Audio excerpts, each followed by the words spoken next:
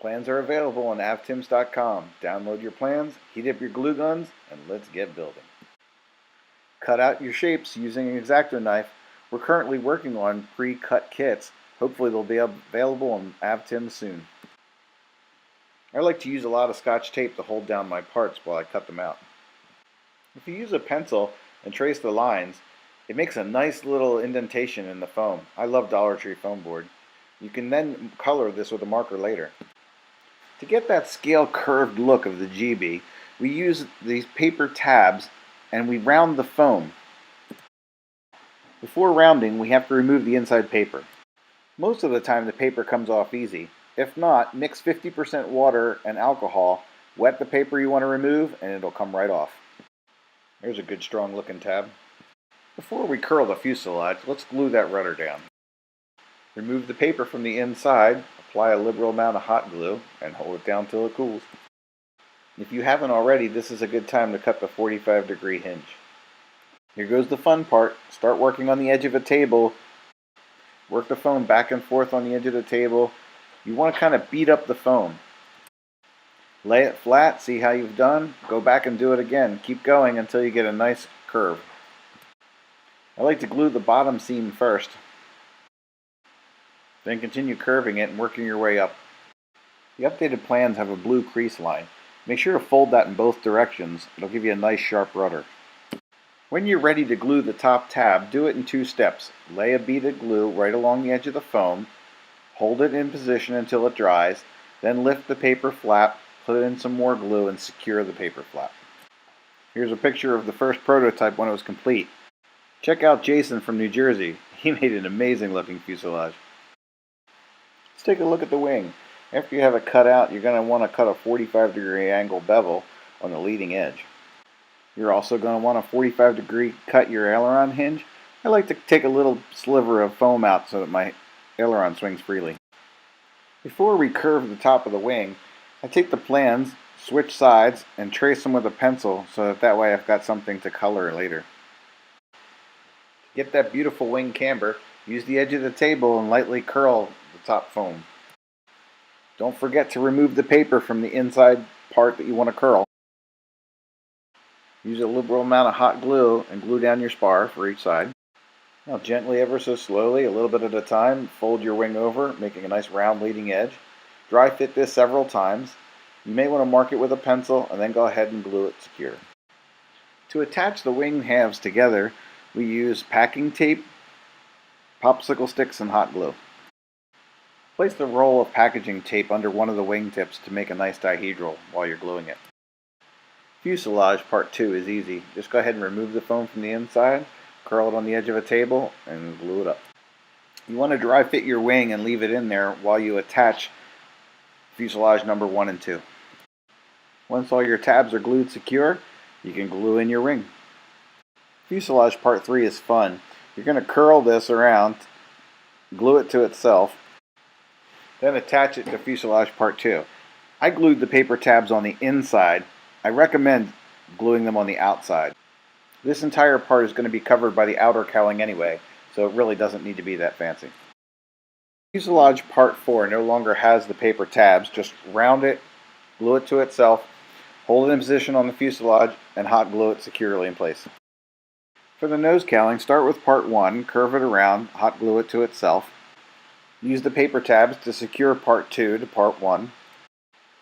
Use lots of glue to glue in the engine plate. Don't worry about weight, you're going to need it up front anyway. The canopy is made out of poster board. Use a little hot glue and Scotch tape to put it together. When you're ready, it's held in with barbecue skewers. At this point, I was getting excited and wanted to see what it would look like all together. I was so happy with the design, I decided to color it. After a short attempt at wheel pants, I decided it didn't need any. I had a little stainless steel rod left from a previous build. I recommend making your gear a little taller than I do here. You just make a simple Z bend and then turn one end up. It's the same method we used when building the Bonanza. To secure the gear to the airplane, we use a poster board square. I start by gluing the wire to the foam board first. I then lay down a liberal amount of hot glue and place the poster board on top. Do the same thing for the other side. And she's ready to go. To tuck the servos inside nicely, we made a servo tray attached to our elevator. Your servo tray can be trimmed and customized as necessary. I kept mine dry fit until I was happy with the installation of the push rods and control horns. Then I used a nice bead of hot glue to secure my horizontal stab. We then connected the rudder servo. Next, I installed the aileron servos. I used a pencil to trace the servo, cut out the shape, used a barbecue skewer to push the servo control lead up into the middle of the fuselage. Some people make their own control horns. I like these cheap ones. Nothing like short Z-bends to get the job done. I don't have more pictures of the engine mount being put together, but there it is inside the nose cowl. One of my favorite parts about this design is that the nose is a hatch. The entire thing comes off. Slide your power pod in, make sure it's aligned securely with the pegs, and flush. Next, we want to secure the power pod in place with the extensions, popsicle sticks, and hot glue. Secure the power pod with the barbecue skewer in the back. You can customize this to fit your power pod. Once you're happy with the fit, remove the power pod and use packing tape to strengthen the inside. Now we're going to mount the nose cone with skewers. With your power pod installed, dry fit your nose cone onto your fuselage. When you're happy with your alignment, use sharp barbecue skewers to make 2 holes, one on the top and one on the bottom.